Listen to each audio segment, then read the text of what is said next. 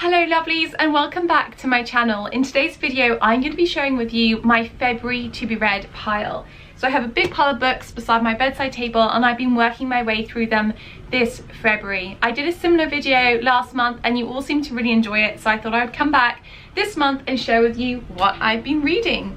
So today is Sunday and I have both of my little toddlers around, so you probably will hear noise in the background, so sorry about that, but what can I do? Okay, so I'm going to start off with a book that I had last month as well. And this is Melissa Harrison's anthology for winter. This is a beautiful book that has poems and nature writing in it. Most of the editions are very short, so it's lovely to dip into at the end of the evening if you just want to sit down with a cup of tea and just read a couple of pages. It's absolutely perfect. Her taste is fantastic, so everything is absolutely gorgeous, and I've really enjoyed this season.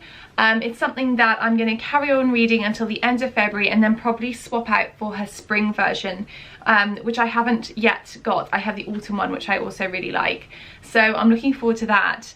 But yeah, this has been just such a great addition, really lovely to dip in and out of. Highly recommend it. Now into fiction. I have two fiction books for February, and the first is actually a children's book, and it's J.K Rowling's The Ickabog, and this is a story that she put together during the first lockdown, and she released it chapter by chapter as a kind of way to keep children entertained during the lockdown. And she also had a competition for children to illustrate the book. So actually throughout the book, I'll just show you, there's lots of illustrations done by various children, and it's really lovely actually. There's so many fantastic pictures in this, and the book is very much like a fairy tale. Basically it's about this mythical creature called the Ickabog and this magical kingdom, and this king who isn't actually a very good king at all, and all the chaos that happens once the kingdom discovers that the Ickabog perhaps is real. So far I've only read probably a quarter of the book, but I'm really enjoying it. It's a very easy read and something that's nice to read at the end of a really long day when I'm quite tired. I also think this will be a fantastic book for when the boys get older and we can do more read alouds with them. But obviously there is quite a lot of scary stuff in this for children too, so not one for younger kids or toddlers, but definitely I think once the kids are about 7 they'd really enjoy this. Moving on to another fiction book. This is Katherine Arden's The Bear and the Nightingale. This is a trilogy, I believe, and I wanted to read this for so long. I think it was a combination of the beautiful cover, but also the really good reviews for this book by Katherine Arden. It is based on a sort of Russian fairy tale theme, and the story is located in northern Russia during winter, so it's all snowy and cold, and lots of scary things happen. The main character is called Vazia, and she is this kind of quirky girl who can see household spirits, and she can communicate with them, and she's kind of the one that saves the day, and it's just fantastic. I won't give too much away, but it's really good. There are some scary bits in this, nothing crazy, but definitely just to bear in mind. But I really did enjoy this, and I'm really looking forward to getting into the rest of the trilogy. So for February I kind of had a self-care theme to some of the books I chose, and this was a mixture of it being February with Valentine's Day, but also because of this new lockdown, and it's, I think for everyone now, we're all so tired of it. It's been so draining, and I really felt like I needed to learn a bit more about mindfulness, relaxation, and looking after myself mentally. So when I came across this book by Judd, Mindfulness for Mums, I was pretty excited. It says on the back, for those loud and chaotic moments and the quiet and anxious ones too, Mindfulness for Mums offers an inspiring collection of simple activities to help restore peace and calm even to the most overwhelming of days. They're quick and easy steps to encourage self-care, beautiful and thoughtful ones to inspire, and empowering exercise that can be practiced with children of all ages, giving them their own tools to remain happy and peaceful too. And I love this. So my children are still quite young, so I mean I can't really do the exercises with them, but what I've been doing is I've been reading an exercise a night, and then the next day I kind of implement it the best I can, and I really have been enjoying this so much. I really recommend this if you feel like you need to be more mindful or you suffer from anxiety like I do, I really like this. Also, I think the cover is absolutely gorgeous, which always helps. I'm really drawn to picking this up each evening. So example, we've got 1 minute mindfulness, 5 ways to start your day, mindful breathing, how to feel more grounded when your head is in the clouds, nothing time. So there's like lots of little ideas. Go to bed, little one. So lots of things for children too. I did see on the reviews on Amazon for this that a lot of people had said it was really good for children too. So if you've got children who are a little bit older, who also are probably feeling quite anxious, like who isn't right now, this is a really good book. I think we should all be practicing mindfulness right now, learning to sort of tune in and relax a bit. So yeah, I love this. I think this is definitely one that I'm going to keep on my bedside table for a long time. Next up is another mindfulness book. This is Mindfulness, A Practical Guide to Finding Peace in a Frantic World by Mark Williams and Danny Penman. This is a book I've had for ages. I'm pretty sure I actually took this from my parents' house, but it has a CD in the back. And again, it's quite similar to Mindfulness for Mums in the fact it has the same similar exercises, like really easy ways of tuning in to your mental state, relaxing and switching off from those cluttered thoughts. But this is more of a week by week guide, and it really does break down the science behind the brain and why we might be feeling anxious. So this is a really great book if you suffer from anxiety, because it is like a manual and also a guide through the weeks to really decluttering those thoughts. Next up is Rewilding by Micah Mortali. Now, the reason I chose this book was because for the Patreon book club, which is linked below if you want to check it out, we chose Wilding by Isabella Tree. Now, that book was incredible. I think I mentioned it in last month's To Be Read as well, so you can go check that out if you want to learn more about it. But I was really still wanting to learn a little bit more about that concept, and I came across this book, which is all about reconnecting with the wild within, so and bonding with the natural world. So I thought this would be quite an interesting one to read. There is mindfulness exercises, guided meditations, yoga, inward sensing, forest bathing, ancestral skills such as tracking, foraging, building fires and finding shelter, developing a sense of calm, clarity, connection and confidence in your daily life and the great outdoors, and guidelines around safety, preparedness, appropriate gear, packing lists. So yeah, I thought this sounded really interesting, and I'm looking forward to like diving into this and seeing what I learn from it. But yeah, I like the idea of wilding within, not just on the outside too. So that's something I'm really excited to read. Okay, so I also have Beth Kempton's Wabi Sabi, Japanese Wisdom for a Perfectly Imperfect Life.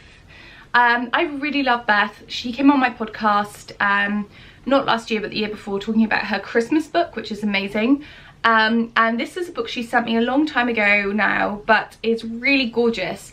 It's all about this concept of Wabi Sabi, which is really like beauty in the imperfection. I'll read the back. It says, Wabi Sabi is a captivating concept from Japanese aesthetics, which helps us see the beauty in imperfection, appreciate simplicity and accept the transient nature of all things.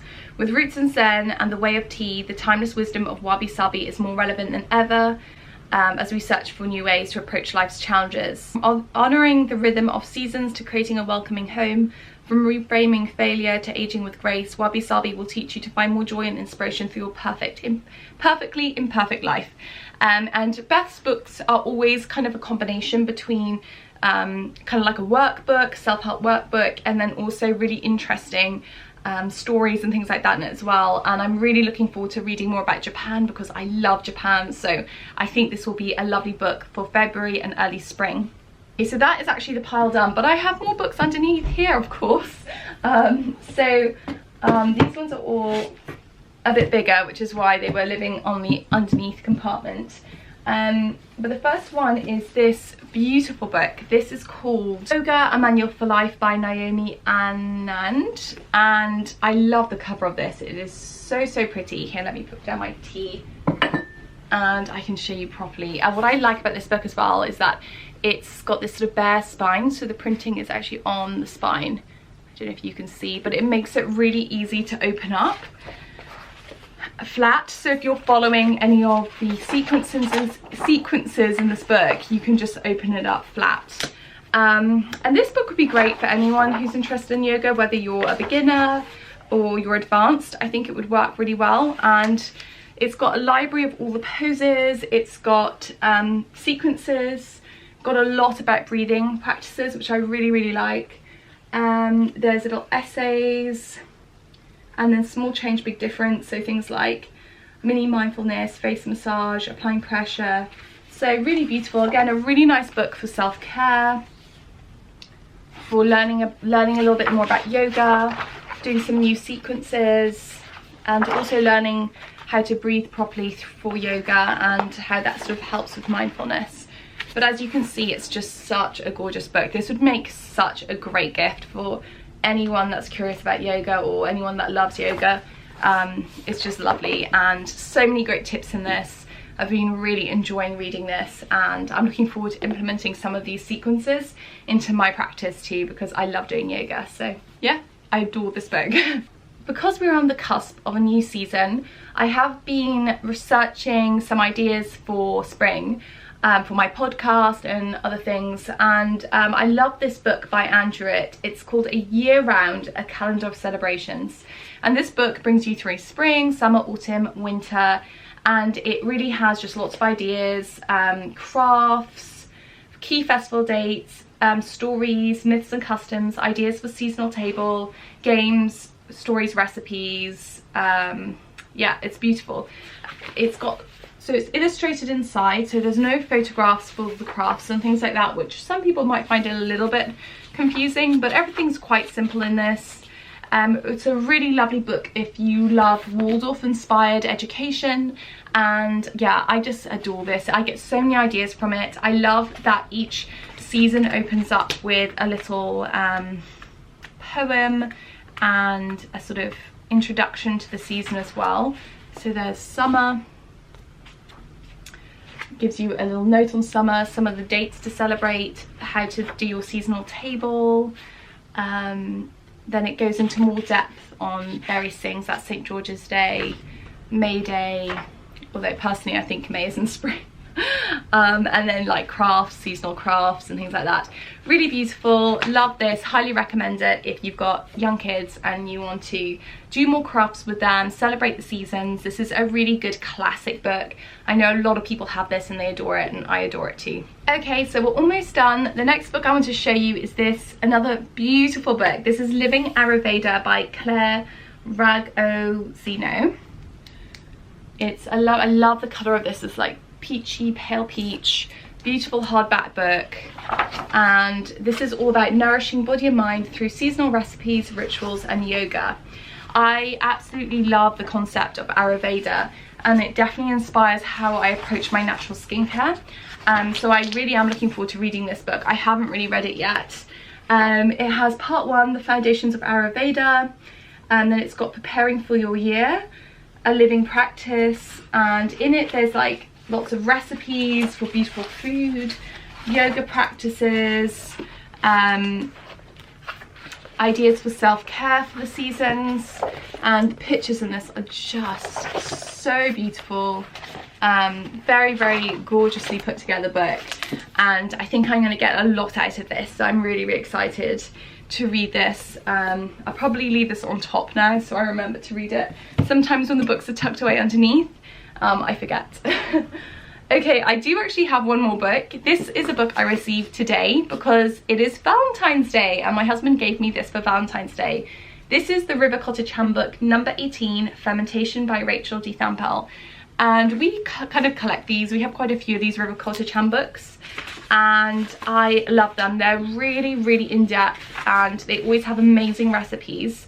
And this book sort of brings you through things like classic ferments, lacto ferments, fermenting with dairy, sourdough, and I've marked a couple of the recipes that I'm really excited about.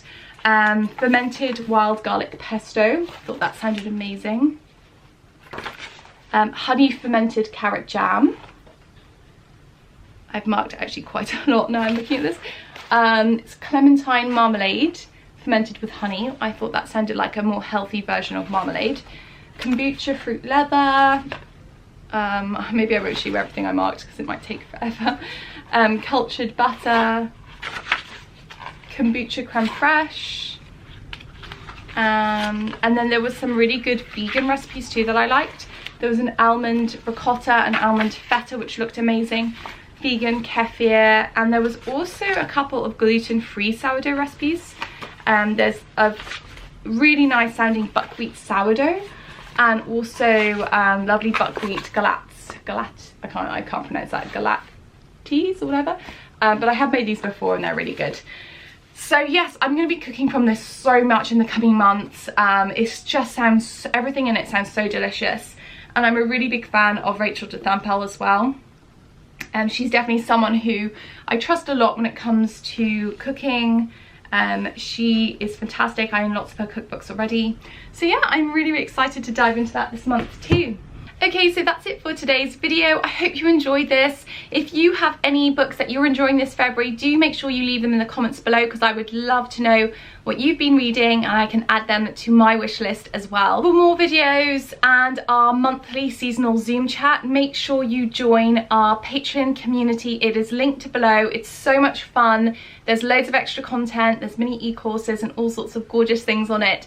So do check that out. We have a monthly Zoom chat where we talk about seasonal living and I share my ideas and tips for the coming month. So do check that out if that sounds good to you, and it's a great way of supporting this channel at a really low cost, and it really, really does make such a difference to me. So thank you so much for anyone that does support me through Patreon. I really, really do appreciate you. So that's it for today. I'm gonna go grab some chocolate because it's Valentine's Day and enjoy my beautiful pile of books. Have a great day wherever you are, and I will see you soon in another video. Bye.